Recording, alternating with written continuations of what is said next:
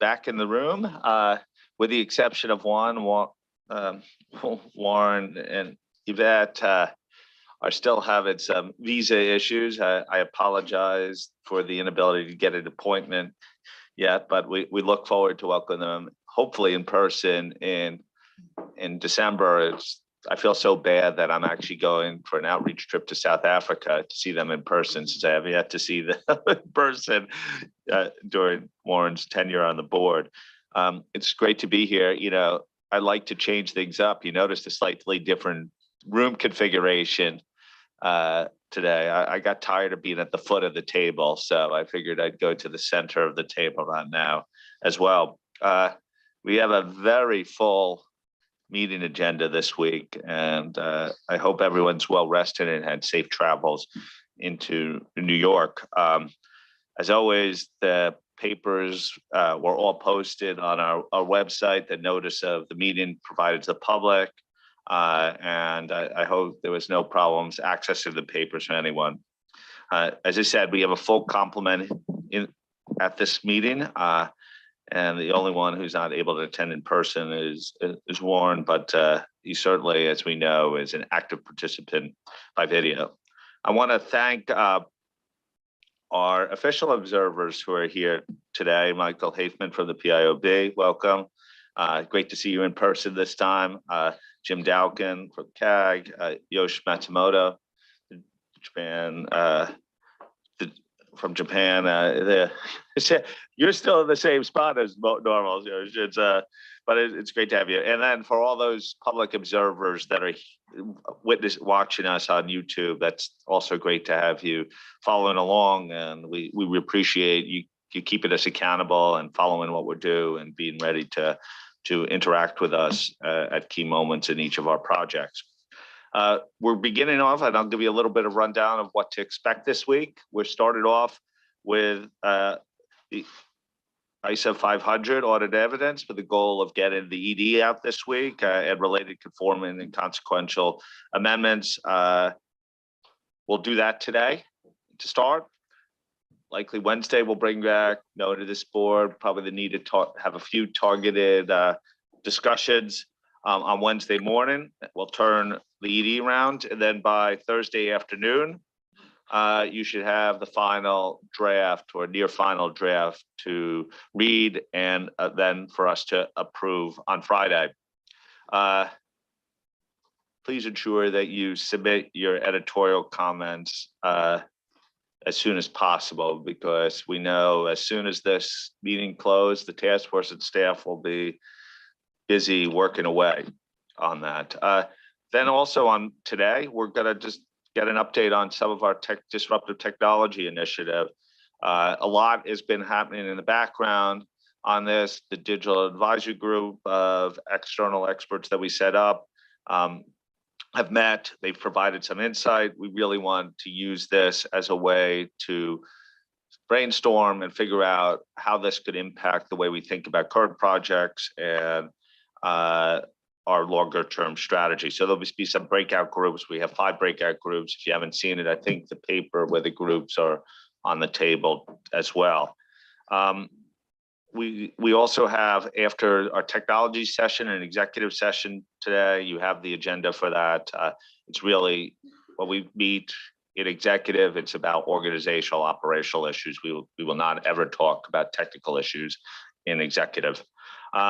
Then tomorrow morning, there's been a little change up. We'd like to, again, keep you on your toes.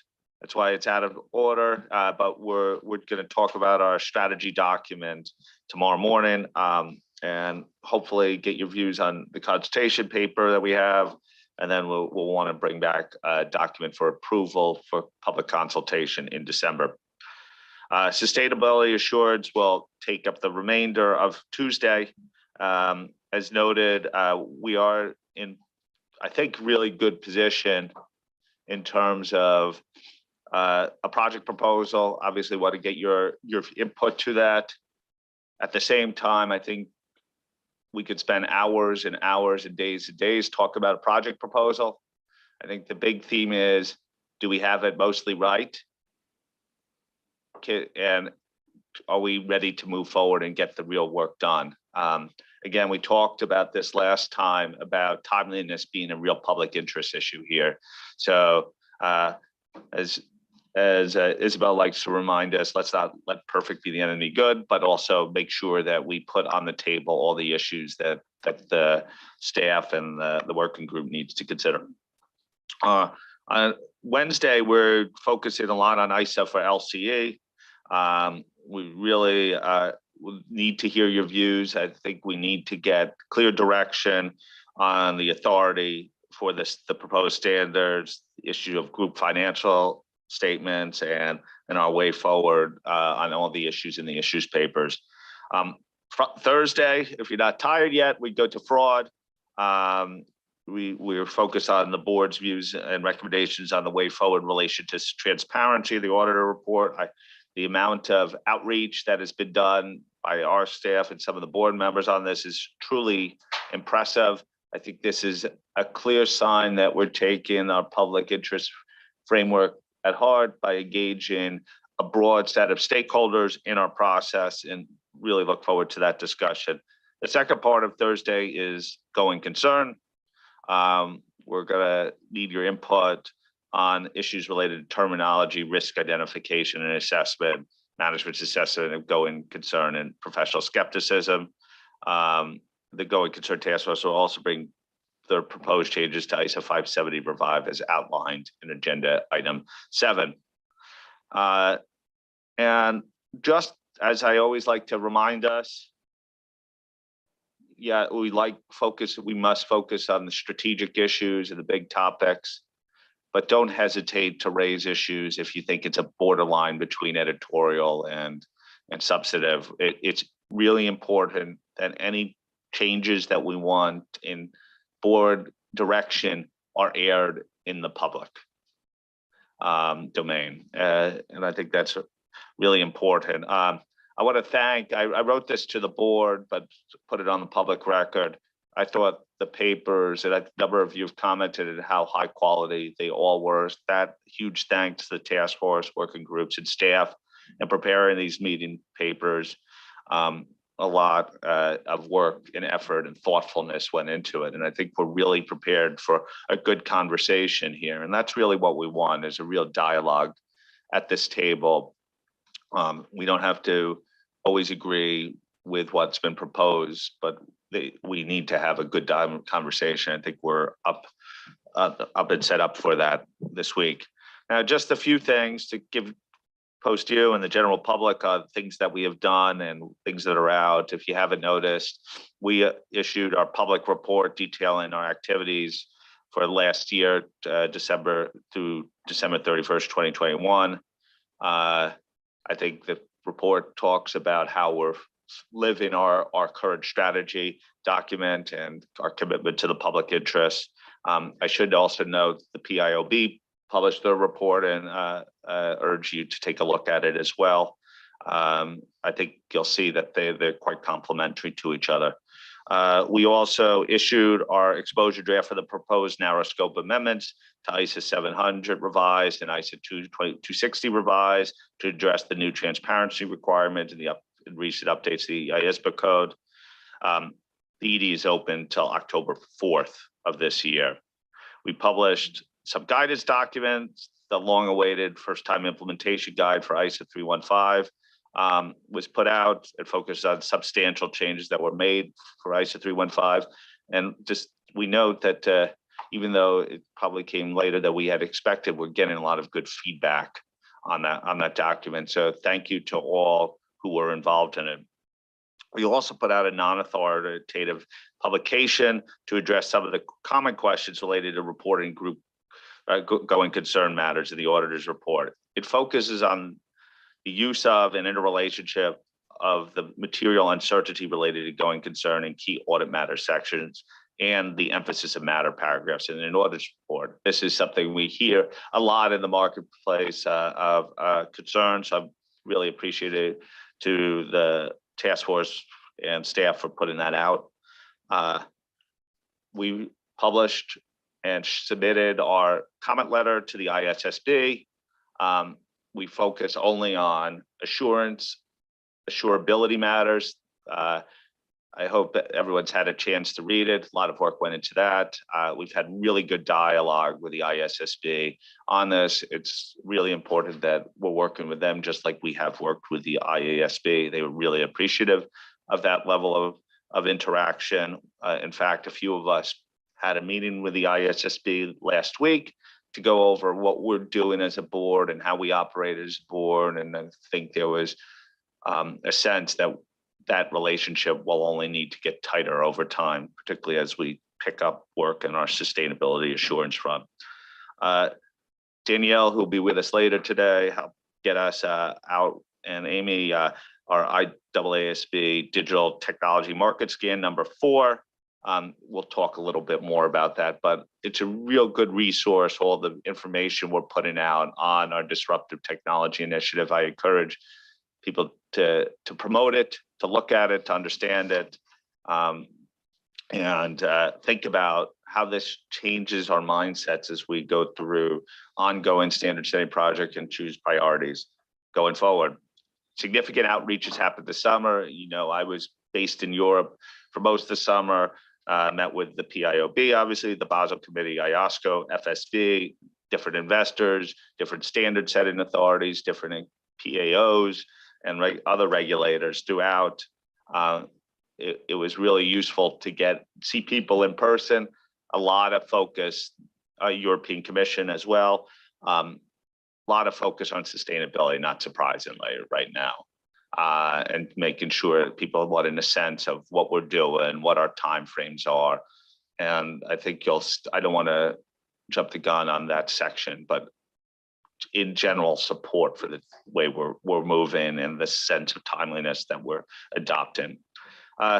One thing you will note is in our papers, we didn't have a full outreach report this time for unforeseen circumstances. All we will ask you to do is please update us on your outreach since June. And we created an email address, which is IAASBoutreach@IAASB.org. Just send it to us. We will reflect it. We will try to get that out as soon as possible. For those following along, remember, use Twitter, LinkedIn, YouTube. All our subscriber numbers keep on rising. So thank you for all who follow us that way, and thank you for the board members who keep promoting those sites. I think we all know how to use our microphones now, so I don't need to go through that. Speak into the microphone closely. Make sure you press it on and off. Other logistical matters, for those on Zoom, I will constantly monitor if your hands are up. Draft minutes for the June 2022 meeting have been posted early in the quarter, much earlier than we have used to. We will find a time to approve it this week. I don't know, Billy, if we've gotten any comments back on it. No comment. So in fact, if we want to take it, if people are ready to approve the June 2022 meeting minutes, anyone not willing to approve it right now? Okay, by show of hands, did we see approve the June 2022 meeting minutes? Okay, unanimously approved. Thank you. So you've heard probably enough from me. You're probably anxious to get going today. I see Sue right across from me. Well done for whoever did the logistics of that. And we're going to turn to audit evidence. So Sue, the mic is yours. Okay, thank you. Thanks very much, Tom. Good morning, everybody. Good to see we're in approval mode. Our hands are working already, so let's keep that going. So as Tom mentioned, we're looking for approval we're looking for your final input before approval of the an exposure draft for issuance, as we've outlined in the various papers. The agenda item 2 sets out the plan and the structure for the discussion today, and how we plan to do the walkthrough. And after each section, we'll just pause for comments. Thank you for those that have already provided input. We've been working through some of that already, and we're meeting this evening, and Dan and Phil will be starting work straight away after this session to try and make sure that we keep things moving. The issues paper will come to section D, which is other matters, and E, which is the explanatory memorandum after we've done the walkthrough of the standard. The due process matters we'll deal with on Friday when we look at the approval of the plan's exposure draft. And as Tom said, we do have a small amount of time scheduled on Wednesday in case we do need that to bring something back to you. So thanks to all the people that have been involved, the task force, Sachiko, Ado, Kayuve and Eric. As we come to exposure, I also want to recognise the previous task force members who've contributed a lot to where we've got to. So that's Jamie, Susan and Bob Dora, who was the original chair. My TA, Sarah, who does a lot in the background that people don't see but helps me do the job well. We have the PCAOB observer, originally Barb Vanich and now Dominica. And finally, the staff who do all the hard work, Phil and Dan and previously Natalie. So thanks to everybody there in getting us into a good position. Can we go to the next slide, please? So just reminding us of where we got to in June and some of the things that we've done since then. As we reflected in the minutes, the board was broadly supportive of the proposed standard as presented in June with the selected paragraphs that we turned around at the end of that meeting. So the changes that you've got in your paper are primarily not significant. They're focused on clarifying and streamlining the application material in particular in response to the comments that you made during the plenary sessions and also some of the offline comments that we've received since then. On relevance and reliability of information, we spent some time on that. There were mixed views about having the separate requirements, about accuracy and completeness, but the board supported a separate requirement as also reflected in the minutes. And obviously we'll come back to that in a moment. We clarified the requirement about auditors' actions to resolve doubts and about relevance and reliability, and paragraph A80 clarifies to explain that there may be different ways to resolve those doubts. And then we've made clarifications to the application material that was presented to you to address the comments. So there were concerns expressed about the requirement to design and perform audit procedures in an unbiased manner, that may suggest it only addresses further audit procedures in line with ISO 330. So we've clarified the application material that applies also to risk assessment procedures and other audit procedures in accordance with the ISAs. So that's in paragraph A20. The meaning of information intended to be used as audit evidence was clarified in paragraph A34 of Agenda 2B. And on evaluation of relevance and reliability, based on some of the offline comments that we've had, we've clarified that the work effort regarding the evaluation of relevance and reliability of information intended to be used as audit evidence can be done concurrently with other audit procedures. Next slide, please. Since June, we have continued with our virtual meetings. Remind you that we've got to this stage almost entirely virtually. We've also had coordination activities with various groups. We've outlined that in the issues paper, and that of course will continue as appropriate. So my thanks to the various consultation group leaders, so Lynn, now Eric on fraud, Fernando on technology, and IAASB and the team there for their cooperation and advice in progressing the development of the proposed ED. Last week, I presented to the CAG. It was the first time we'd spoken to the CAG since March, so there was obviously quite a lot that had happened since then. The CAG was broadly supportive of the proposals that we are discussing today. And I have to say I was very pleased with some of the feedback and some of the comments in relation to the impact on audit quality. The point of technology occurred in a number of the pieces of feedback. I think there's a recognition that ISO 500 may not necessarily be the place to address some of the concerns in relation to technology, but there was a strong encouragement to consider non-authoritative guidance when the standard's issued, and also to explore other options to make sure that we are providing complementary material about the use of technology, both in business and in audits. We had some very supportive comments in relation to the proposals to reinforce the exercise of professional skepticism.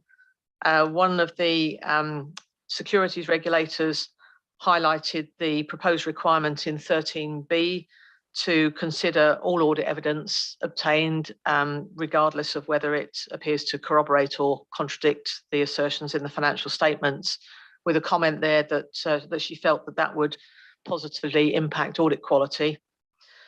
And similarly, we had a feedback about the requirement to address auditor bias in paragraph 8A, and to obtain evidence that would again positively impact auditor behaviour. So some very supportive comments, not just on the material, but on the potential impact for the behaviour. But Jim, I'm conscious I'm summarising your team, so if you'd like to add, please feel free.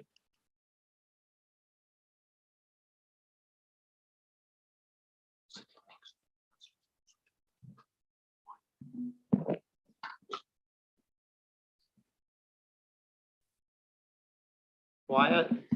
The CAG is rarely quiet, and this topic has been through the CAG several times. I thought my impression was in our discussion last week was the comments were largely supportive as you outlined, and I think the CAG believes this that where you are now, you're in a very good position. So, thanks, Jim. Next slide, please.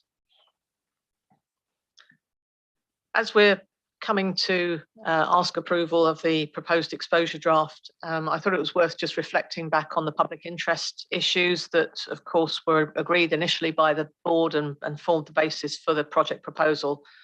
And that's around responding to changes of information that is being used by auditors, including nature and source of information, modernising and supporting a principles-based standard, recognising the evolution in technology, and fostering the maintenance of professional skepticism. And those have driven a lot of the activity that we've done, and those will also drive the considerations of changes in auditor behaviour. Next slide, please. This is a re-presentation of something we talked through in some detail in March, but just summarising some of the changes in auditor behaviour that we anticipate. It is supported by some of the comments that we've received from the CAG, but maybe just to refresh that we see a series of incremental changes that we think will together positively impact auditor behaviour. And we'll pick some of these things up in the explanatory memorandum when we come to pull that together. Next slide, please. And now the bit you've been itching for. So we're going to go through the standard section by section and get your feedback. So I'll just outline very briefly the changes that we've made since you've seen the various sections, and then ask for your input. So we're going to start with paragraphs 1 to 4 and the related application material A1 to A12. And what we've done here is really streamlined and clarified the relationship with the other ISAs. We've proposed updates to paragraph 4 to better align with the text in ISA 200 in relation to the responsibility to exercise both professional skepticism and professional judgment. And we've streamlined some of the application material, including performing consistency checks of terminology through the standard. I know there were a few things that occurred in June. So that's really all we've done on these sections. We take the next slide, please. You're going to have a recurring question 1 throughout the whole of this series. So we are really just looking for your input here on your views on the revisions that we are proposing to the draft standard in relation to these paragraphs. So that's 1 to 4 and the related application material. Tom. Okay, paragraphs 1 to 4 related application material. I think everyone is itching to get going on this. So shall we? Thank you very much, Tom, and good morning, colleagues. Thank you, Sue, for the introductory comments and all the work that the task force has done to bring us to this draft. I think the papers are very well put together, very thoughtful, so make going through this section really, really pleasant. So I really don't have much on this draft. We're very happy with it, and thank you for being responsive to the comments that we have given previously. So I just have a few things that I want to mention. On this part, paragraph 3, very supportive of removing the sentence in the middle, especially the last bit about in accordance with those other ISAs. I think it creates some issues that we discussed before. But just looking at it, standing back, I think now it's not as obvious as before that ISA 500 is the overarching standard and the guidance for auditors when they obtain evidence in accordance with those others ISAs. And maybe what will be helpful is to just start off this sentence by saying this ISA provides overarching requirements and guidance. So just shifting the front part of that deleted sentence and replacing the first sentence with this bit. So I've sent through the comments. Hopefully the task force will consider this again. And I have just one small comment on A12. And sorry, let me just scroll to A12. And that's this bit in the middle where it say management's unwillingness to respond to an inquiry or request from the auditor. And I've not raised this before, but just wondering whether it would be helpful over here to remind auditors of paragraph 16B in ISA 260 that requires them to communicate with those charged with governance the significant difficulties that they encounter during the audit. So I wonder whether there's a good place to do that. But overall, really good job done. Thank you so much. Thank you. Wendy? Hi, I didn't realize I had been that quick. Thank you, Sue. I think you and your task force have done an amazing job of being responsive to so many different comments and issues. We have no fatal flaw and no fatal flaws, but overall very pleased. But we do have some observations and suggestions to perhaps improve understandability and address some of the issues that we have broadly spoken about in other meetings. For example, consistent with comments publicly and written in March and June, we're still concerned about the overall input-output approach, and we'll get to those when we get to paragraphs 9 and 10. A little bit concerned still, like the approach on technology and the principles-based approach. I've come around to that, completely understand it, but still concerned about avoiding under-reliance on technology. And then we also have some recommendations for the explanatory memorandum. We did send some suggestions and edits in, have no comments on paragraph 1 to 4, and do have a few comments on A1 to A12. A2, still not clear on the last bullet, other audit procedures, should that be to comply with this and other ISAs? A little still unclear on that bullet. Again, I think Tom mentioned editor, there could be a crossover between significant observations and editorials. So I'm trying to streamline that, but that was one that I wanted to state publicly. For A3, we have a suggestion on including at the end, perhaps detailed analysis of classes of transactions, account balances, and disclosures, because analysis is not listed as a type of procedure. We think it's important to link it in the last sentence of A3.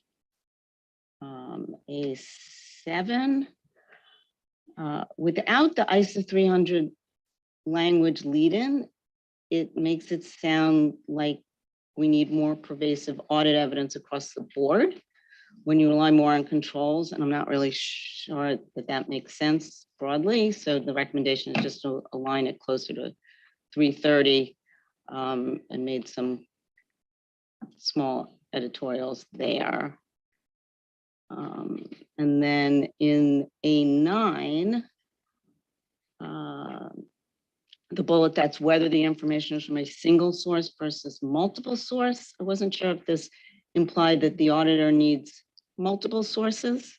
Once it's in a requirement, that might be what the auditor thinks they have to do. So just recommend clarifying that you may not need multiple sources. And that's it. Thank you, Sue. So I guess the only thing that raises my mind, Wendy, you said you had no fatal flaws, but you raised a question about the operations of the input-output approach. Is that the way are your comments addressing that? Because that is Not sort of only, I didn't get to 9 and 10 yet, okay. but I don't think it's It's fatal. just more at the how it's articulated and executed, because that is sort of the fundamental basis of the standard. It's not a fatal flaw when I think about being able to vote or putting it out as an exposure draft. I just think there's some clarity that might be needed. In doing some reach out, some of the paragraphs are not clear in terms of what needs to be done or auditor behavior. Does that answer your question? Okay, thank you. Yeah. Josephine. Thank you. Good morning, everybody. Sue, huge task ahead and behind you, hopefully. Thanks to the task force, which is what I was actually going to say, but tried to fumble it a different way, and yourself for all this hard work. Big thank you, in fact, specifically for addressing so many of our comments and working so hard to deal with everybody else's comments as well. Apologies if we are raising points down the track, just a few little bits and pieces, niggles that we do want to raise. Just wanted also to make an observation on Chun Wee's point in paragraph 3. Would rather we didn't bring that back in. I think the actual scope of this ISO is well set out in paragraph 1. I think it's very clear that it deals with the auditor's responsibilities relating to audit evidence. And I think that is what this standard is doing. And I think that explains to me, or that means to me, that's the overarching standard. So would rather not see that wording go back in. Chumwee, that was one of my requests for that wording to come out. So that's why I'm raising it.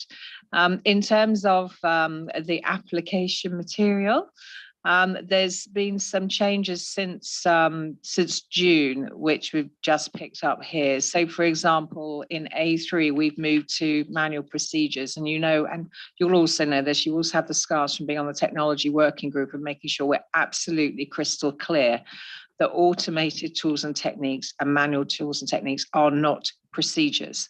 They are just the method by which you undertake the procedure, and we needed that clarity throughout our staff alerts from the technical working group as well. So I would rather we reverse that back, because I thought it was spot on the way it was before.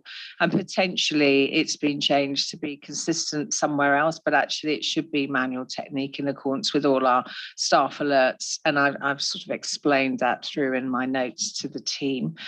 And then that was the only thing really up to A12. So again, huge thanks. Looking forward to voting this out the door. I think you've all done a fantastic job. Thank you. Anyone else like to come in here? Usually the first round of comments are also sort of overarching comments. I would have, by lack of hands up here, which I'll give people an opportunity, this would be a good time to raise sort of, if you had fatal flaw objection in general to it as well. Billy, come in. Thank you, Tom. I just thought, let me maybe just come in on one of Wendy's points about the third bullet point in paragraph A2. And I think that the team can correct me here if I'm wrong, but that reference to other audit procedures that are performed to comply with the ISAs is consistent with ISA 300. That recognizes that you've got risk assessment procedures, further audit procedures, and then in all the other ISAs, everything else you have to do. Okay, thank you. Fernando. Thank you, Tom. Good morning, everyone. It's great to be back here with everyone. Sue, just want to express my support. Actually, the paper, it's quite simple. It's an easy way to read it. I appreciate that you kept the paper at 30 pages compared to the previous standards, as I've said before. And I've heard very good and positive feedback in practice. I think they like it. They see a huge progress in terms of what we have today. I haven't really heard any specific concerns in terms of implementation and bringing these standard live if it is going to be approved eventually. And I think you've been very responsive to comments, not only over the last couple of weeks, but throughout the whole project, which really reflects why these papers are quite good. I don't have any specific concern at all. We may have some editorial suggestions just to maybe streamline a couple of paragraphs and make it flow a little bit better. But in general terms, I think it's in a very good shape and hopefully will be approved over the next couple of days. Thank you. Okay. Anyone else want to come in here? Sue, back to you. Thank you. Obviously, we'll take the comments away and work through them later on this evening. I think, Wendy, just on one of your points, you mentioned about analysis. We think that's included in A32, so you might just want to take a look at that, and obviously we'll look at the comments. And Josephine, I think you weren't the only person on the offline comments to mention about automated procedures and techniques, so we will take a look at that, so thank you. Okay, we'll move on to the next slide, please. And that's coming to the objectives, which is paragraph 6. We've got a proposal in there to delete the reference to "and report" in paragraph 6A. We've explained that in quite some detail in the issues paper. So paragraph 14 to 23, we were asked to look at this. We've done quite a lot of work here, and our proposal is to delete the term "and report" from 6A in the objectives, but retain it in 7B in the definition of audit evidence, as explained in the issues paper. So I don't propose to go through that all again. That's really the main change in this section. So if we can move to the next slide, please. I mean, this change is all about consistency with ISO 200. So the next question is for your feedbacks on the changes to paragraph 6, please. Any objections to the change in paragraph 6? Okay, no one is objecting, so I think you have support for the change. Excellent, thank you very much. And I can see Isabel smiling, so good job. Right, next slide, please. Definitions. So this is definitions in paragraph 7 and the application material in A13 and A14. So no changes proposed to the definition. We have a similar amendment here, or we previously discussed about using "and report" in relation to this this piece because of the consistency with paragraph A30 of ISO 200. And then in appropriateness and sufficiency of audit evidence, similar amendment to "and report," and then we've clarified the application material to explain how a different additional audit evidence may be obtained. So, looking at different ways in which it may be obtained, which was something that was raised last time. So next slide, please. And again, just get your feedback on the changes to the definitions and the related application material, please. Okay.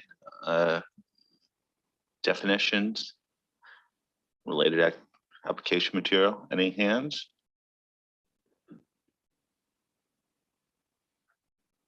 Okay, I see no hands raised, so that's nod to support comment I have.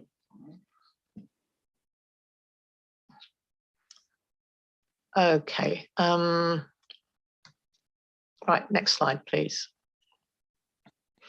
So we're now into paragraph 8 and the related application material A15 to A33. So again, since the June turnaround, there's no further changes to the requirements.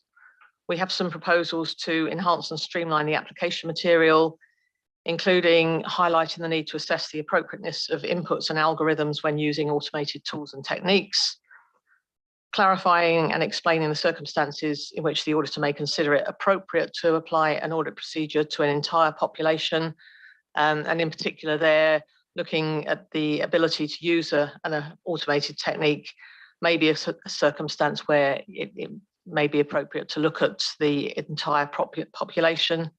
And one of the CAG members, the IOSCO representative at the March CAG meeting, referenced the change in practice where we are seeing more of the application of techniques to entire population rather than perhaps a more historic and traditional approach to using sampling. So that's to reference the input we've had there. And then we've added guidance on the use of automated tools and techniques to select specific items for testing. And if you look at paragraph A32, similar kind of principle as we've just talked about, just recognizing the change that's occurring in current audit practice. And we've used the guidance from ISA 315 revised in that material. So next slide, please. Same question, number 1. So any comments on the changes made to paragraph 8 and the related application material? Okay. Paragraph 8, Julie. Wow, you're quick. Sue, this is my first time speaking, so I wanted to thank you and the task force for all your hard work getting it to this point, and I'm looking forward to an approval this week on the ED. Only one thing, and I raised this in June, and apologies if I was meant to give you some wording to this effect, but in A22, we talk about automation bias. And we just wondered if there was an opportunity, and we provided this in our offline comments, but an opportunity to just have the auditor remain alert to the fact that receiving something in a form they might not be expecting would also be helpful for them to remain alert for. So we've provided you some words to that effect, because just receiving something in automated form may or may not be a good thing. And so just to keep, just a reminder to keep aware of that. Any other hands?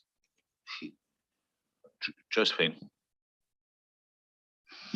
Thank you. And I think, Julie, that sounds like a really good idea. So I would certainly support that point. A few little niggles in the application material in terms of A15, sorry. In terms of paragraph, well, I suppose it's the nature of the audit procedure. So some of those paragraphs, say 15 onwards, I still think that some of these mays are confusing, and they imply that certain factual situations can still be a may. So for example, audit evidence from risk assessment procedures can be sufficient appropriate audit evidence, for example. And so one of the things I thought might sort of get us over the hill here is that then extant ISA 315, we did have the point in the old standard that risk assessment procedures by themselves do not constitute sufficient appropriate audit evidence. And perhaps if we had that explanation in the AM, then those mays are taken in the context of that overriding point. And that sort of might help us a little bit, because as I say, some of these are mays, but they're actually statements of fact that certain things cannot provide you for sufficient appropriate audit evidence for the auditor's purposes. And these mays are worrying because they imply otherwise. So that's the suggestion for that particular group of paragraphs. And then in terms of the new bullet points in A23, just struggling to understand, it's the second bullet point, first sub bullet point. It says understand the inputs to the automated tool or technique, including the data to be used. Now that input and data to be used could potentially be the same thing, or is the input the actual what's going on inside the black box, for example? So I wonder if you could just clarify that, and actually, perhaps what we need to do is drive at what the automated tool technique is designed to do, and maybe that's what we mean by the inputs. But certainly need some clarity there. Thank you. And then on A27, something seems to have been confused here when the changes were made. It seems like automated tools or techniques are now an option, but they're not. So the options of choice available to the auditor in this situation are to select all items, select specific items, or do audit sampling. So that means all the options of the choice can't be the same as the automated tool technique. It sort of goes back to my earlier point about these are not the procedures, they are the tools that you're using to carry out those procedures or to go down a certain approach. So I've suggested some wording there to help maybe address that point. And I believe the only other point is that on A32, some of that didn't make sense. It seemed to make reference to ISA 315 quoting something that doesn't. So I've suggested an editorial there. And then last point on A33, I still get comments that, which I know is difficult for us to believe, but I still get comments that selecting specific items is still audit sampling. We know it isn't audit sampling, we live and breathe these standards. But perhaps we need to address this confusion in A33. It's a very basic piece of application material. And I understand it is long-standing, but maybe what we could do is actually explain what it is or why you might go down this approach. And so I've suggested some wording there. So it's absolutely crystal clear that you're choosing this approach because of X, and it is not audit sampling. Thank you. Okay. I'm just looking to see. Wendy? Thank you, Tom. I don't know if it's my mic, but Josephine was going in and out. So I don't know if that's what you're hearing. We're having a little bit of problems, I think, on that side of the table. Can we Okay, get and that? is mine okay, or I don't? It's a little bit the same, but not quite as bad. Okay, so no comments on requirement 8 and a few editorials and recommendations that we sent in for EDEM type questions and some edits. I think this might be a theme as we go through the day. Sometimes I worry that examples become part of a checklist, or it's the only thing to be considered. Examples are good, and then there's always other examples. But in A17, the spirit of the second bullet, I wasn't really clear about, because inquiry extant and currently we know is not enough, but I wasn't really sure where the observation piece came in. And are we saying that, are we also saying observation alone is not okay?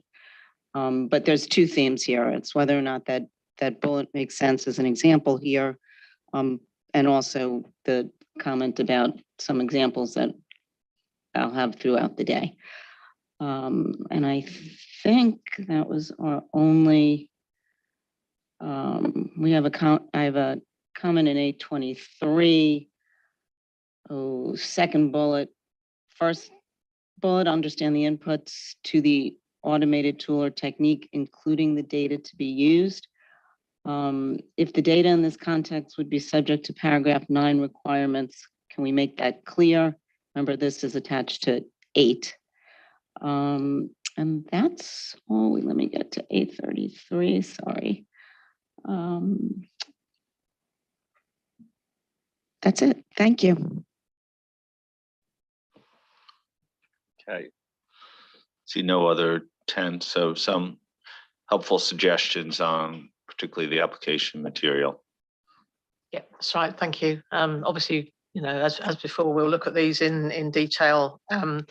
Josephine, I think we've already gone through some of your maze, and I think we've got some thoughts on some of the others that you've flagged. And I think that piece in A27, as you note, it's turned something a little bit upside down. So we'll take a look at that. Julie, yes, thank you. We'll also take a look at that suggestion. Yeah, I think that's fine. We'll just work through these. Okay, next slide, please. So we're on to paragraph 9 now, and the related application material A34 to A61. So since the June turnaround, there's no further changes proposed to the requirements. You'll recall that we had the discussion in June about the separate requirement to evaluate accuracy and completeness if applicable.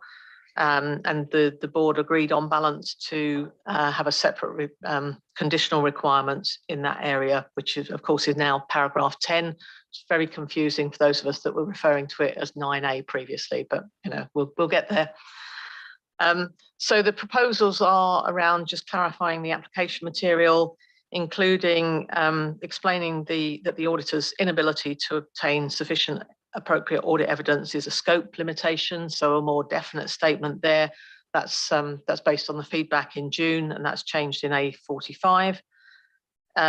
Deleting the description of accounting records, we had the discussion about the proposed conforming amendment, which obviously we'll discuss later on. So we have the proposed conforming amendment to ISA 315, and explaining that the intended purpose of the audit procedure will affect the auditor's professional judgment about the attributes of relevance and reliability that are applicable in the circumstances, and that's in paragraph A58. So those are the changes there in relation to paragraph 9 and the application material. So if we can go on to the next slide, please, and take any comments on that section. Thank you. And as I remember, we talked quite a bit about the current construction of 9 and 10 at the last meeting in the turnaround session, and I think the conclusion was this is the best articulation we could see in this environment, with keeping some key concepts. Josephine. Thank you. Yes, Sue's still absolutely happy with that. I think you got to a great place. I think I only have one on the application material in A49.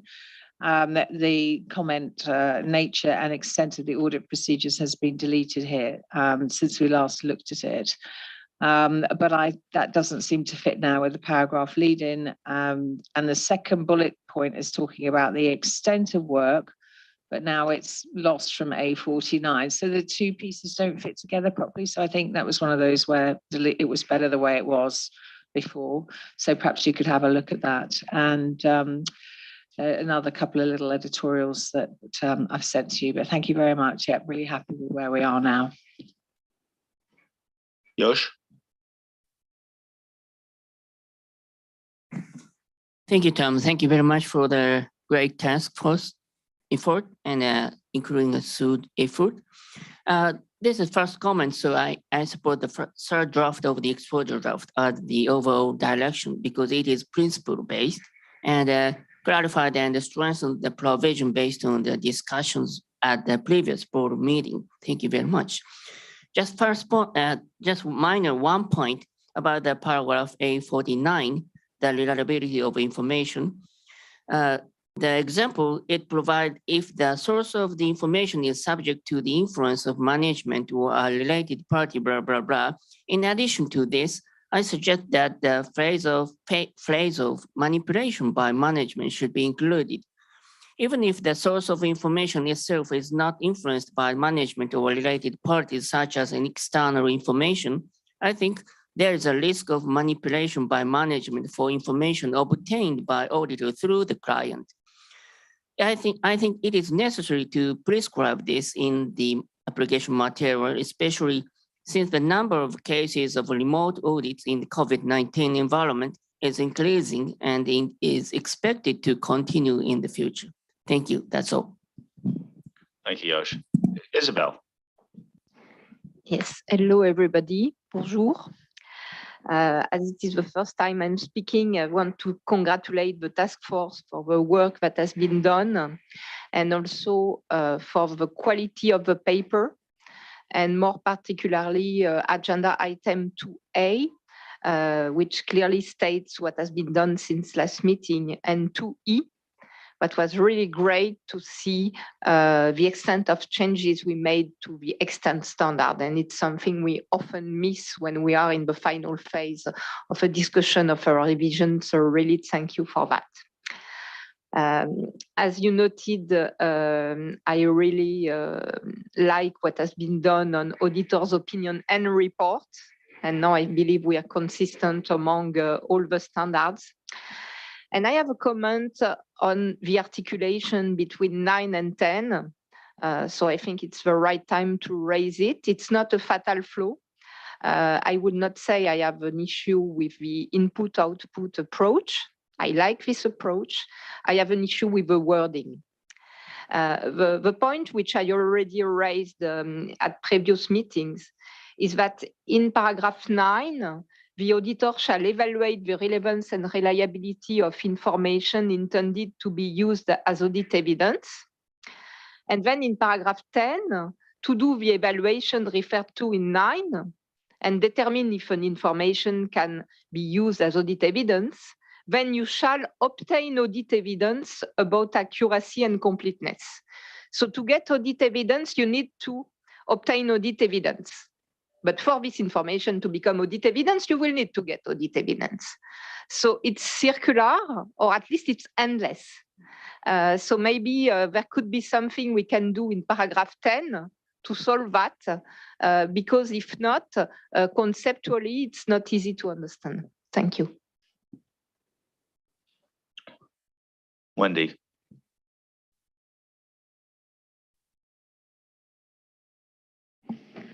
Thank you, Tom.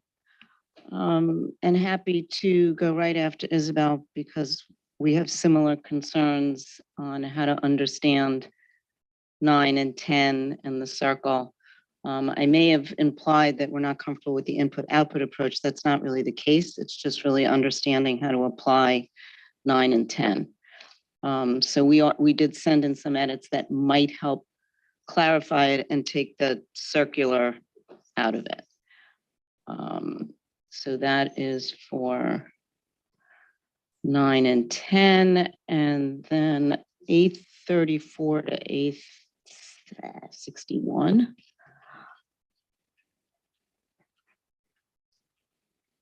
And I know we're only on 9, but it's hard to delink them. But we're okay that they're separate.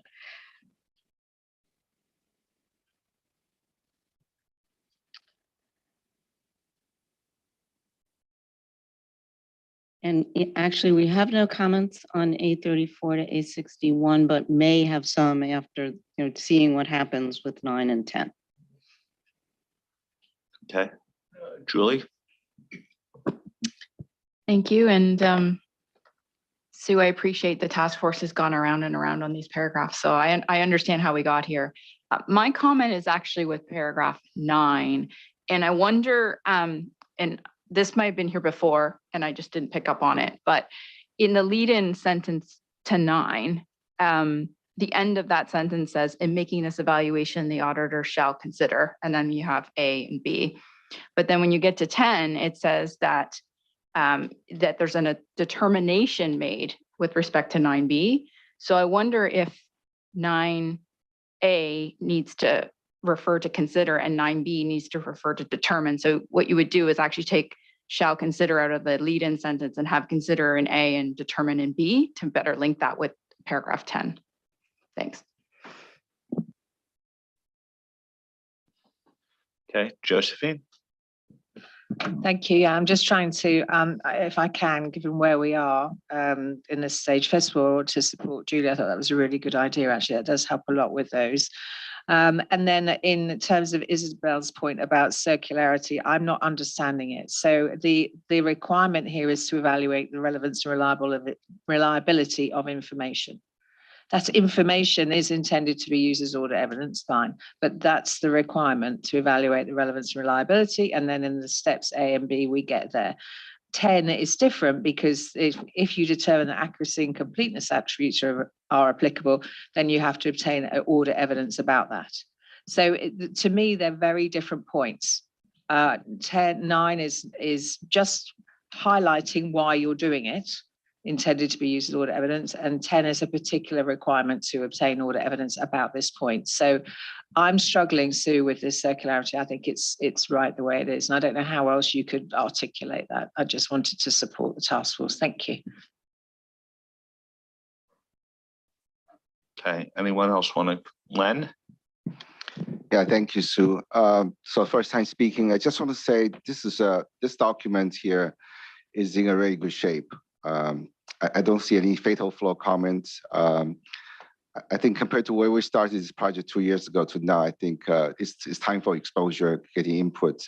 So nothing fatal. I think on 9, the old 9A, 10, I think we debated several rounds, and I do appreciate all the work the task force has done since June to try to reconcile all the comments and the input. So of course that the preferences here and there, but largely I don't think there's enough out there to prevent this document from going out. But just reflecting what Julie said, so I went back and read it. I think Julie makes a very good point. So I would consider the task force take a look what Julie's suggestions in paragraph 9, little a and little b. Thank you. Diane?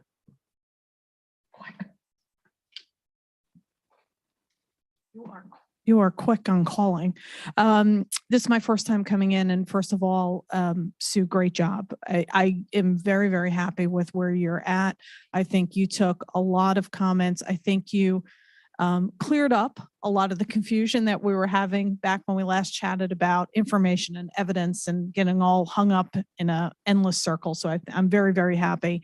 I am also very happy with 9 and 10, although I do think Julie brings up a good point. So maybe we could make a pit stop on that 9A, but I'm with Josephine. I think 9 is about a first step, and 10 says, okay, if this is important to you, now you need to go do something second. So I think they are distinct, and it was okay by me, but overall, very, very happy with where you guys have come out. Thank you.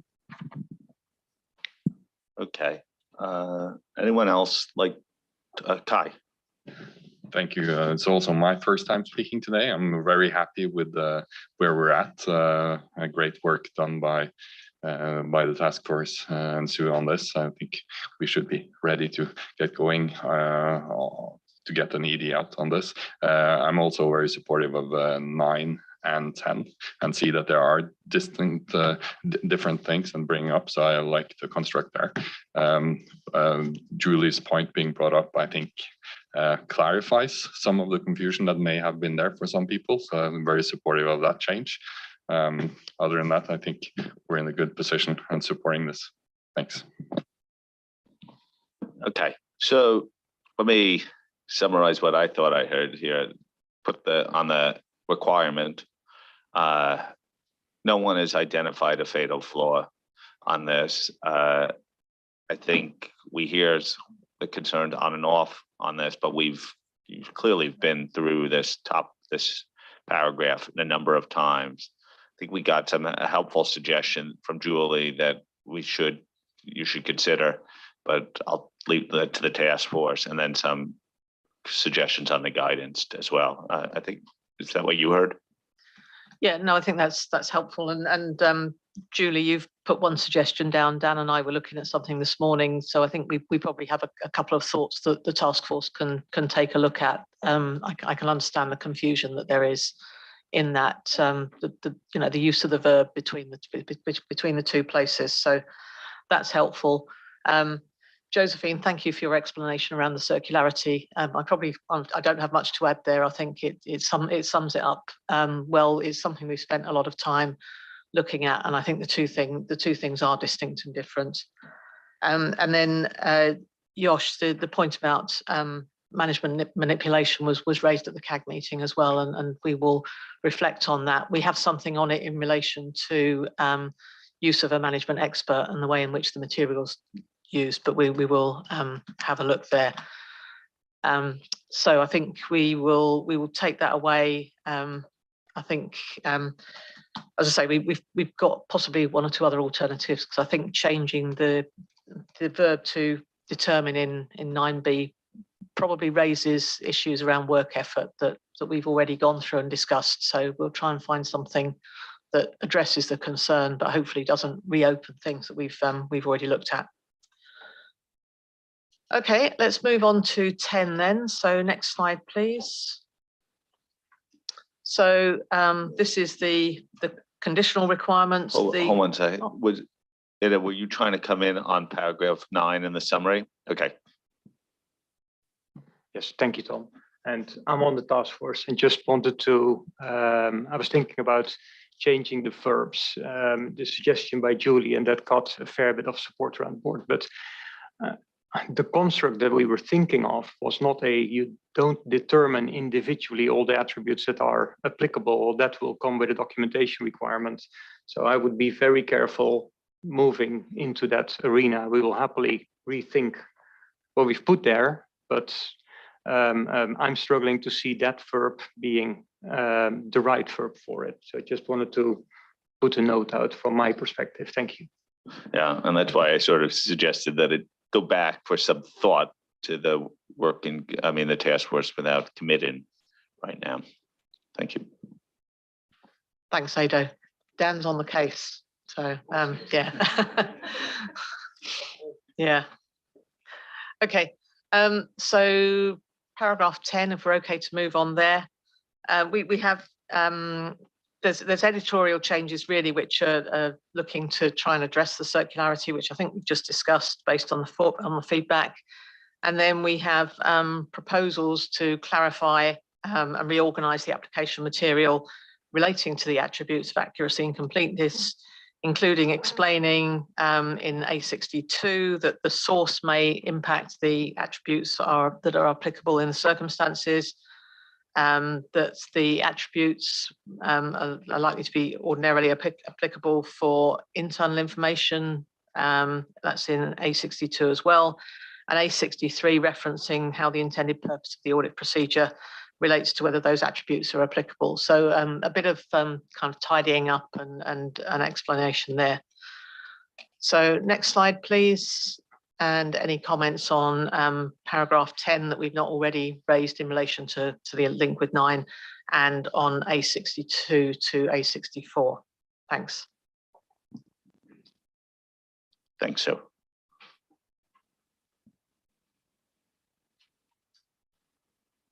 I don't see any 10 cards. I think a lot of it was linked to the last discussion, so I'm not surprised. Isabel. Yes, we've sent some comments on A63. So A63, and more particularly the second sentence, which states that the attribute of accuracy and completeness ordinarily will be applicable for information used in performing further audit procedures, but may not always be applicable when performing certain risk assessment procedures. It's true that when we use ordinarily, it means almost always. And we are challenging that, and we provided some examples. We are not sure to agree with the statement that completeness and accuracy ordinarily will be applicable to information used in further audit procedures. We may agree that is the case for test of controls, but for test of details, we found some counter example. And more generally, we are not sure to agree with the entire statement that completeness and accuracy attribute apply more to information used in further audit procedures than risk assessment procedures. And we have also some examples, so you may want to have a look at that. Thank you.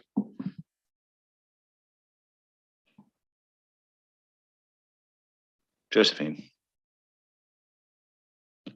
So I'd just like to offer support for the terminology or the phrase ordinarily being used in this application material paragraph. In fact, from the FLC's inspection team perspective, they feel that it should be judged as relevant in all circumstances, and then you step back, and as with requirements where it's not relevant, then you explain why. So they would come in a lot stronger, given that there are still findings in this area, which I said time and again, so I'm sorry to repeat it.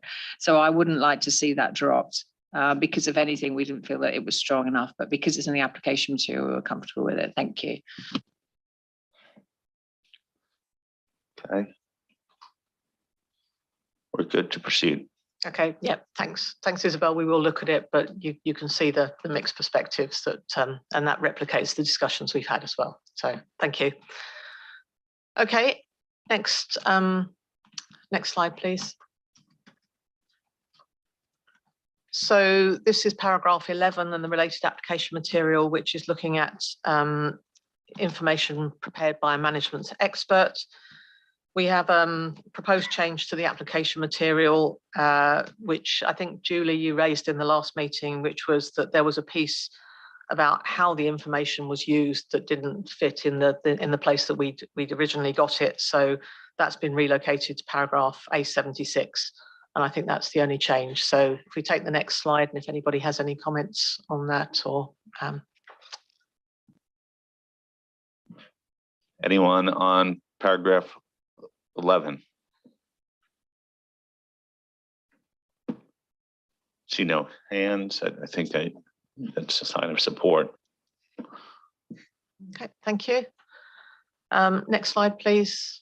So paragraph 12. So this is doubts about relevance and reliability of information. So in here in the requirements, I think Josephine, you raised a comment that we used the term "the matter" without being necessarily clear about what it related to. So we've clarified the reference there, and then in the application material, we've got an editorial change that just aligns the terminology in paragraph A54, or aligns with the terminology in A54, which was an offline comment that made sense that we've picked up there. So I think that's it in relation to 12. So if we take the next slide, and again, any comments on 12 and the application material, please. Okay, paragraph 12.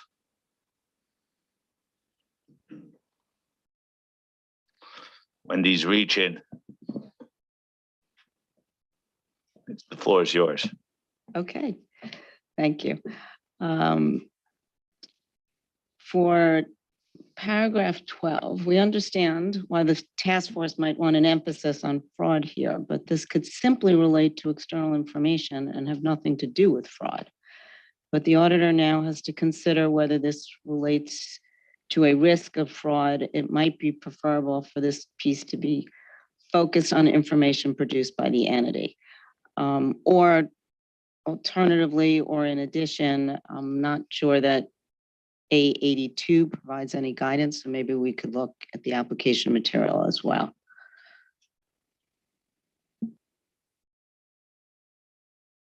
Julie? Thanks. Stu, this isn't fatal, but I just wondered, there's a lot going on in paragraph 12. There's a lot of points that are made here. So I wondered if it might be worth considering breaking it up into maybe two pieces. The first one being that you have doubts about the relevance and reliability of information, and then what you do specifically about that might be getting alternative or more information. And then you would think about the audit procedure you're performing when you were doing that and when the doubt arose. And then the second piece feels a little bit more distinct, which is what you have in 12 little b, which is now you can't resolve the doubts. What do you need to do? So now that you can't resolve the doubts, you need to think about your audit as a whole. And then you need to think about whether that raises a risk related to fraud. So just wonder, there's quite a bit going on in paragraph 12. I just wondered if it might be worth separating it out a little bit.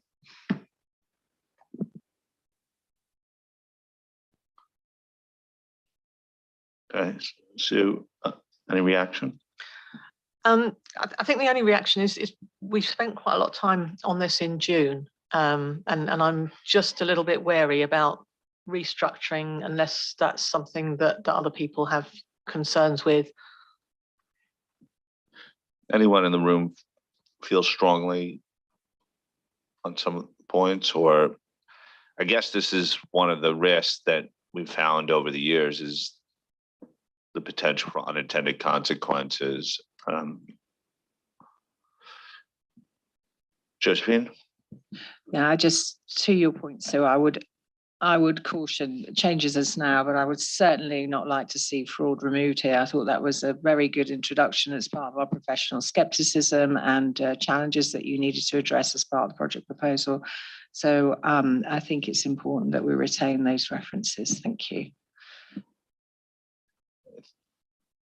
Wendy, is your tent still up or, okay, so with I think the task force could go back and consider it, but there's a sense of caution and no one raises as a fatal flaw right now. And the risk is that there may be unintended consequences. Is that fair enough, Julie? Is it okay? So okay, thank you, thank you. Okay, next slide, please. I think we're on to 13, which is the stand back procedure, stand back requirement. So since the turnaround in June, there's no further changes to the requirement here. We've got some changes to the application material, including guidance on the risks of material misstatement at the financial statement level, which I think, Chun-Wei, you raised at the previous meeting. So that's paragraph A83, which is based on the guidance in ISA 330 and 315. And guidance on what the auditor is expected to do if the evaluation in accordance with 13A indicates that audit evidence doesn't meet the intended purpose of the audit procedures. So A85, the task force proposal is to provide guidance here. And again, the reference is to 330, so it's paragraph 27 and 330. So I think that's it on 13 and the related application material. So if we take the next slide, we are almost at the last iteration of question 1. okay, lucky 13.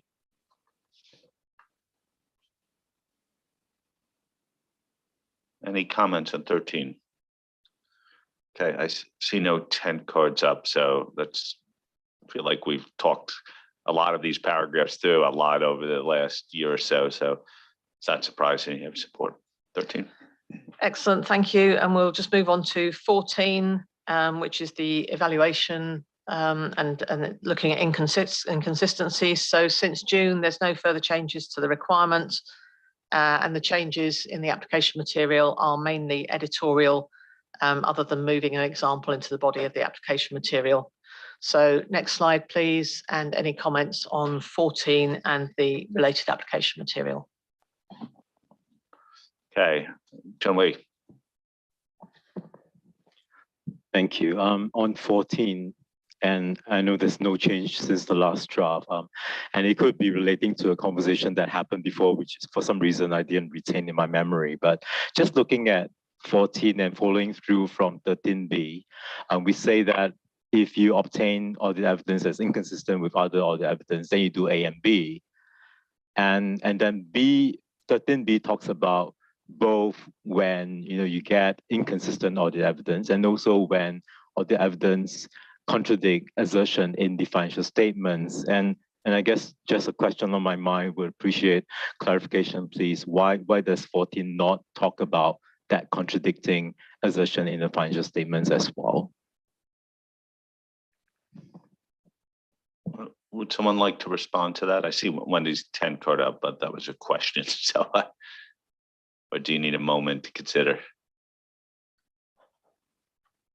I think it's that it's inconsistent with other audit evidence rather than 13 is in relation to assertions. But I don't know, Dan, whether you want to jump in.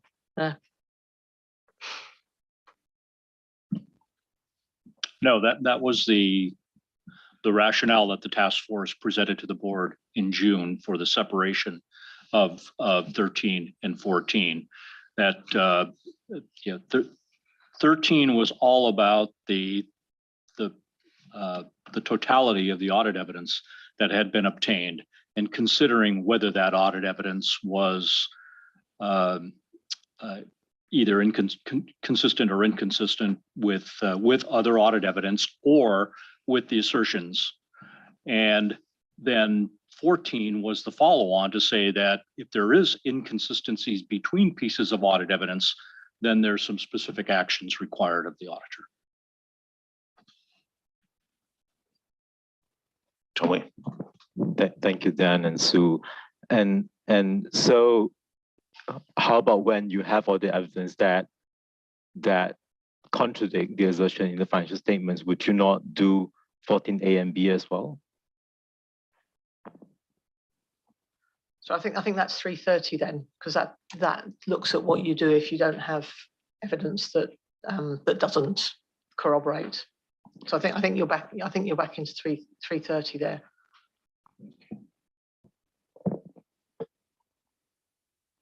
I see. Chunwei nodded his head and sort of saying, accept that. We can pick it up separately if that helps. Yeah. Okay, Wendy, Josephine, you want to come in on that specific point? Yep. Yeah, if you could just sort of noodle on this and come back to us, because I do think I've always been very keen to make sure that both this and paragraph 8, I believe, take into account both the risk assessment and the further audit procedures, because that's all audit evidence. And I think for 13A and B, we're doing that. The reference to concluding whether sufficient appropriate audit evidence has been obtained is only where is it that we're required to do that. So I can see Chunwei's point, and I thought I was right on top of it and understood 14, but if you could have a noodle over that and just make sure we've got that quite right. Thank you. Okay. Wendy? Thank you, Tom. And maybe I'll help Chunwei because he doesn't seem entirely satisfied. So as an editorial, perhaps, and a word change that may help in 14A, change that to determine whether modifications are needed because as written, what sounds like you must. So that might help. And because the auditor may not always be able to resolve the inconsistency. So contradiction is one thing, inconsistency is another. Or find it necessary to do so at a certain point. The auditor may take a view that one or more pieces of evidence or are more persuasive than others and are totally sufficient and appropriate audit evidence has been attained. So slightly different nuance to what you're getting at, but I think the word whether might help. Anyone else? No one else, Sue.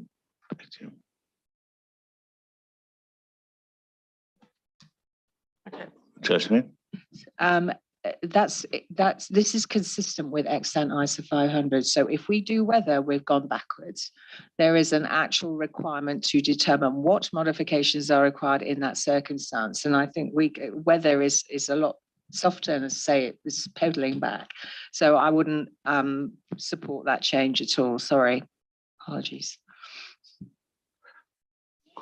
Okay. I understand. I think this goes into the category that the task force could consider, but I think we've debated this significantly and we're very close to the end stages too. So if it could make it better, consider it. If not, I don't think anyone's raising a fatal flaw issue on this as well. Yeah, and I think we've also talked about it at the board table as well, because I think the view was that if you have an inconsistency, you do have to do something. So I think the important thing is that you can't ignore it. So that plays into the fact that, you know, as to why it's in extant. But we will of course go away and look at this. Excellent. Okay, I'll move on to the next section then. This relates to the appendix. The editorial changes in the appendix were based on the comments from the board, including in the plenary and offline changes, suggestions that we had in June. So the changes are set out in agenda item 2A. And the question here is any feedback on the changes that are proposed in the appendix in agenda item 2B, please. Okay. Any comments on the appendix?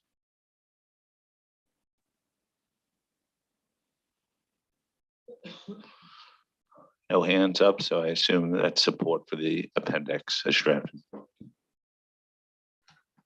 Okay, thank you. And next slide, please. So this is coming into conforming and consequential amendments, which we went through in June. The changes here are paragraph A26 of ISA 330. We were asked to look at the use of the phrase relevant in there, and we are proposing to delete relevant to align with paragraph 13b of the proposed standard. The task force view when we talked about this is that the way it's set up at the moment, information is subject to procedures to provide audit evidence, and given that process has been gone through, there isn't anything that comes out of that process that would be considered irrelevant. So we don't think there's irrelevant audit evidence, and it's maybe just worth noting that amendment was adopted by the AICPA as part of their suite of changes when they did their audit evidence project. And then the other piece on conforming and consequential amendments was reversing back out the proposed conforming amendments that we had in paragraph 13 of ISA 315 and paragraph 18 of ISA 540, which are no longer necessary given the changes to the wording of paragraph 8 that we now have in proposed ISA 500. So those are the changes to the conforming and consequential amendments. Next slide, please. You get a question 2 now. But it's remarkably similar to question 1. So just any feedback on the changes to the consequential amendments? Thanks. Okay, conforming and consequential amendments. Josephine. Hi, Sue. Just want to say I'd sent through a couple of editorials. Hopefully you'll have a look at those, but otherwise really comfortable. And thank you again for addressing so many of our points in the last round. Thanks. Okay. Any other? Isabel?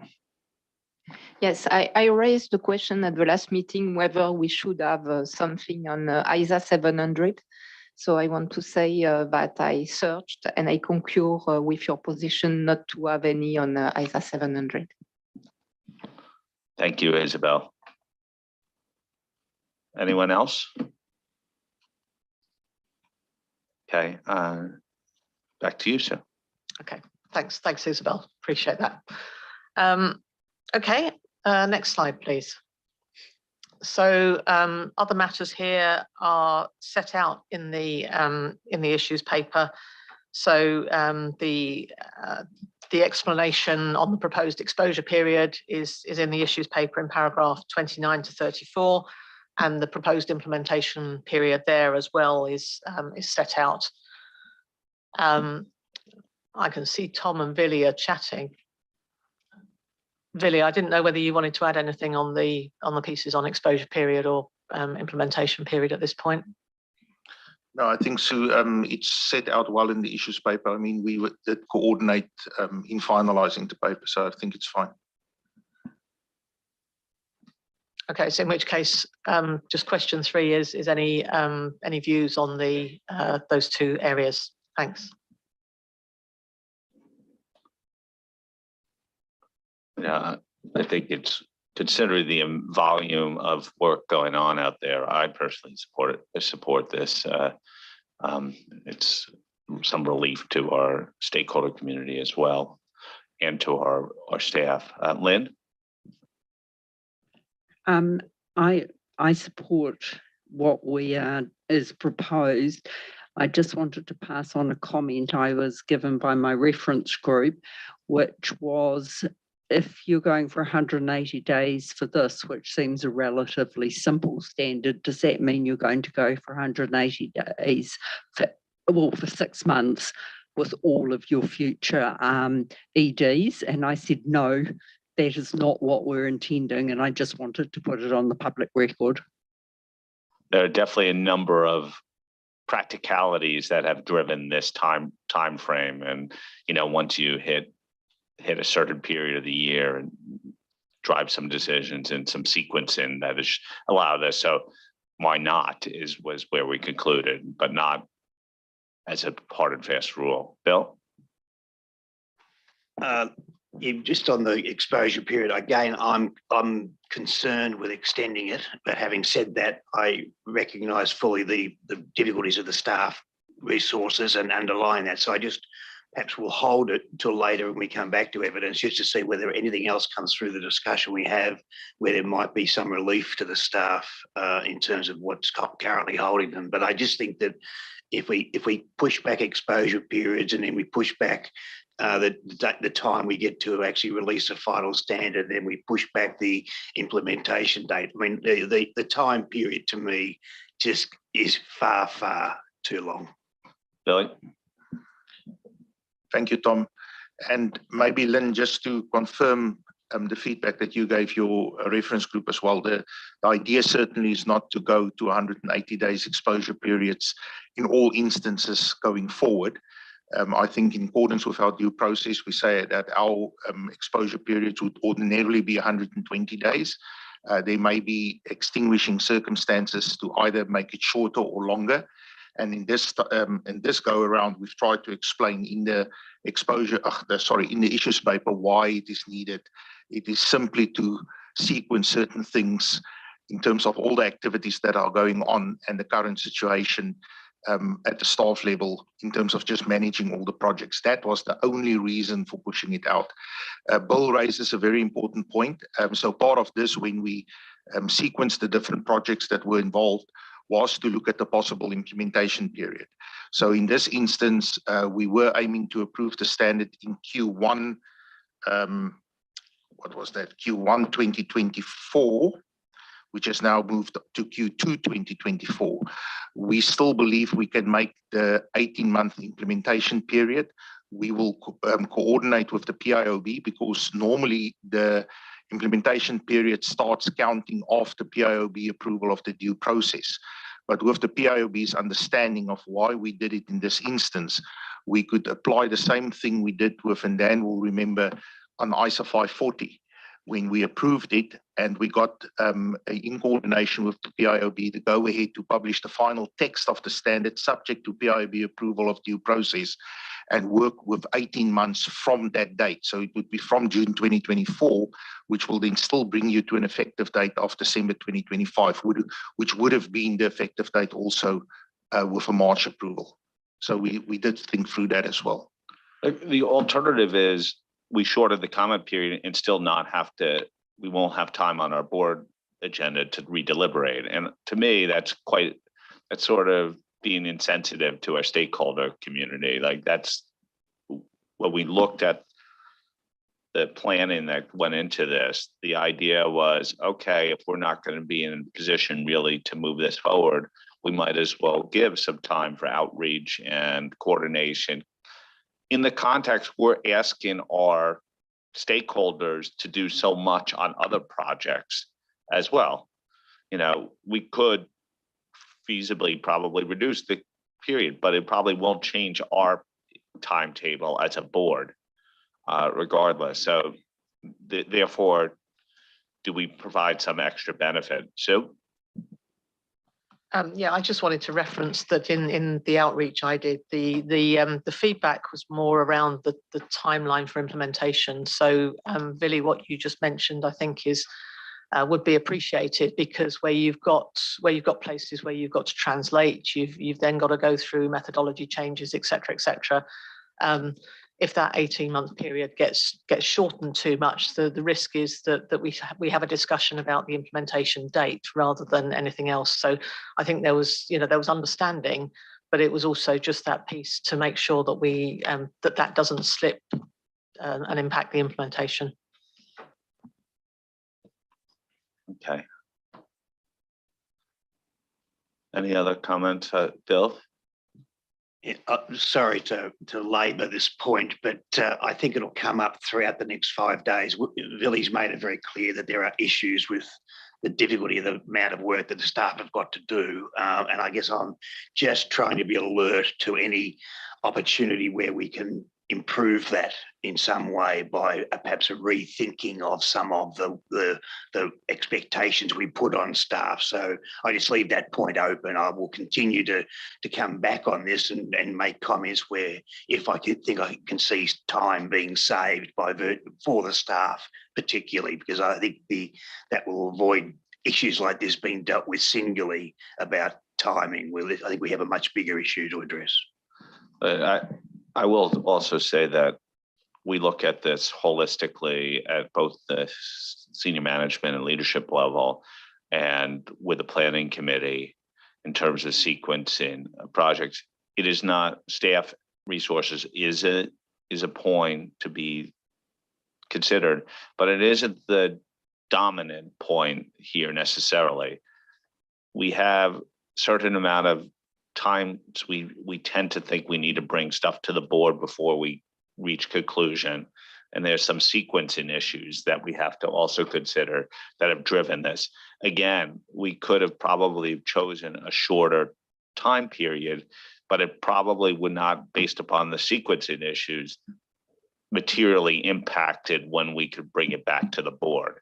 And that was the range of considerations going on here. Yes, staff is one of many factors to it, but in this case, it actually is when you lay out Billy's 7,000 cell planning sheet, and then we have a conversation about the balances.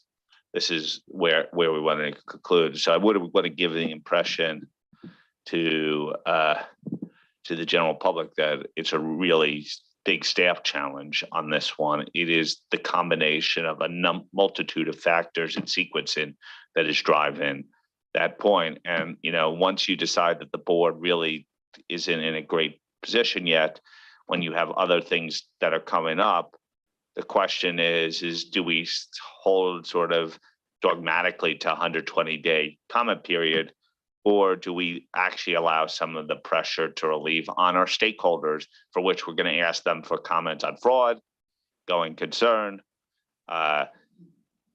sustainability. And it's not just through the comment process, it's through the significant outreach that we're asking people to do these days, in addition to implementation of 315 QM 600.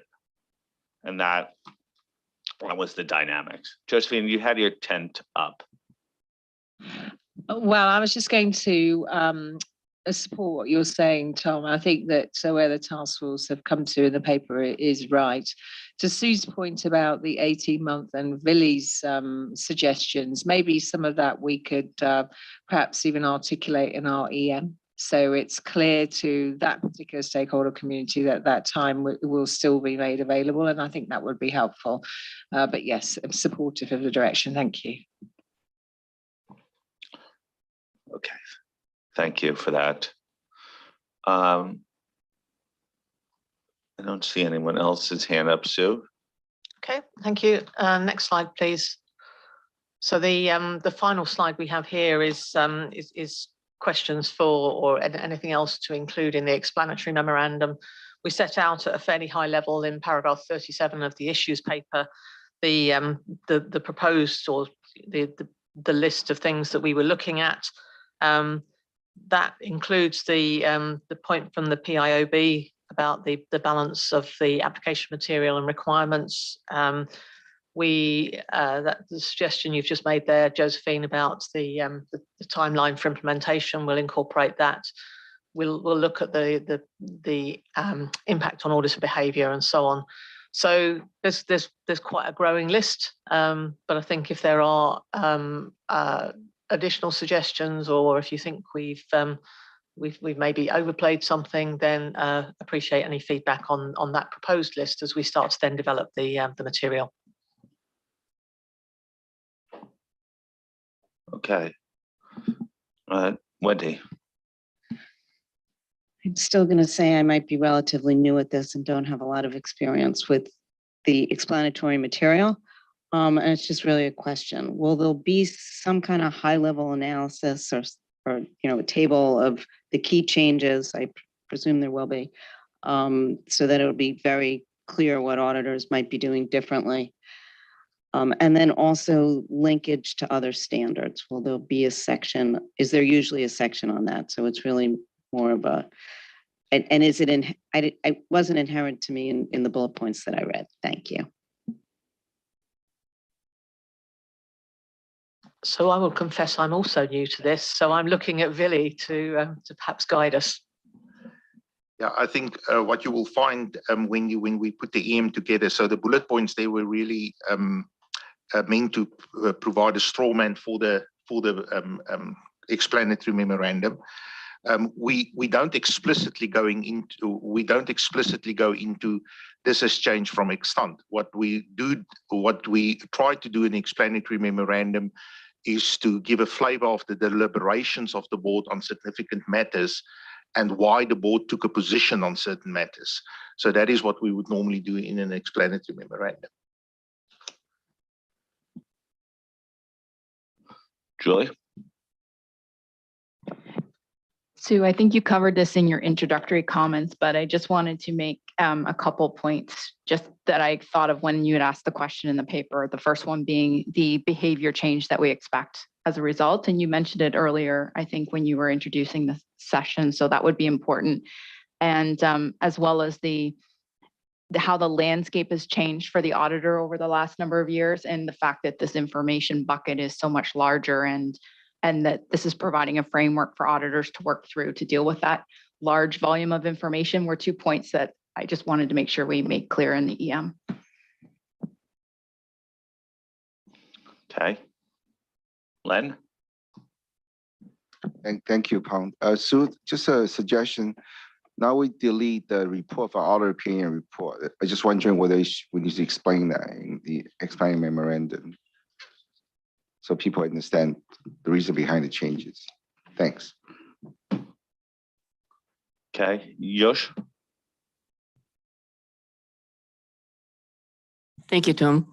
About the explanatory memorandum, I think an explanation is needed regarding the importance of understanding and assessing the internal control over the client's information generation process in assessing the reliability of the data used in technology-based audits. That's it. Thank you. Isabel? Yes, consistent with several comments that have been raised, I think it's important that we emphasize the fact that we removed the differential requirement for information produced by the entity, because that's something major, and explain why, because some people may not get it, and it's something that was very important in building the standard. Okay. Anyone else? Sue? Okay, thank you. Thank you all for the suggestions.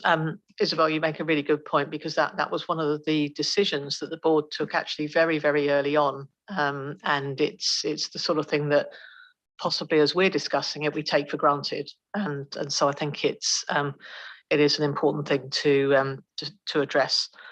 I think on the others, Len, the point about and reports, it's not in extant, so it may be that although we've spent a lot of time, because we've ended up where we've started, then maybe we don't need to include quite so much.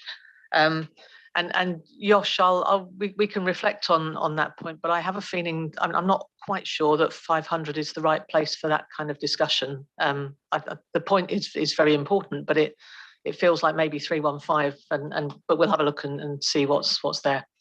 So I think with that, Tom, the task force has got its work cut out for tonight. Dan and Phil, I know, are going to start working straight away. So if anybody hasn't sent any comments through, if you could hit the button very quickly, please, we'd appreciate that. And then we will work on this. And obviously, Tom, as we progress, we'll let you know if there's any selected pieces to come back on Wednesday. Okay, at this time, it's appropriate for me to ask Jim Dowkin whether you have any suggestions to add from a CAG perspective.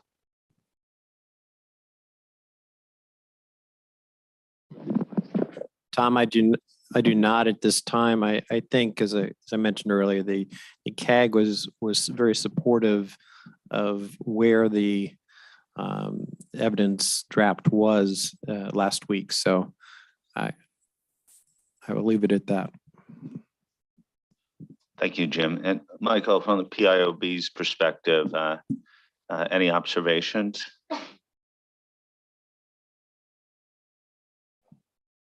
Well, just 2 points that were discussed already this morning that the PIOB would like the task force to focus on in their discussions. And one relates to the exposure period and whether anything could be done to shorten that and to bring up the implementation date or avoid or reduce the risk that it ends up even longer than is currently anticipated. Also, the issue of considering external sources of information that might contradict the audit evidence that's obtained by the client, and what needs to be done to ensure that the auditor does enough work to deal with such situations, is something that is important to consider, whether in the requirements or in the application material, and where exactly that would be dealt with would be useful to think about too. So I'll leave it at that. Okay. Thank you all for that. Sue, you have anything else you'd like to add? I don't think so. I just thank you all for the for the feedback, for the offline comments as well that we'll work through, and for for raising the key points here. Thanks. I feel like we're in pretty good shape for an approval on Friday, and if you bring back matters on Wednesday, we certainly have enough time allocated towards this. We're gonna do American football season started this week here, and there's something called an audible, which is when you change the play when you get to the line of scrimmage. We're gonna do a little bit of an audible on our schedule. We had an executive session scheduled from 4 p.m. to 5 p.m. our time today. Conscious that the public session, the next one was scheduled on a different topic, was at 1:30, and that there are people who schedule their days around observing it. I don't want to change that. So what we will do is take a break now and actually have our executive session beginning at 11 a.m. So you have a little bit more than 40 minutes of break, and then we'll reconvene in executive. We will also, that will give us a little bit more than the hour to talk as well. So we will reconvene our public session again, the disruptive technologies, at 1:30 p.m. for those observing us. And then we will be in an executive session from 11 to lunchtime today. Does that sound good? Okay. Well, thank you all for a really good session. Thank you to the task force and the staff for their excellent work. And we'll have a good discussion at 11. So see you shortly.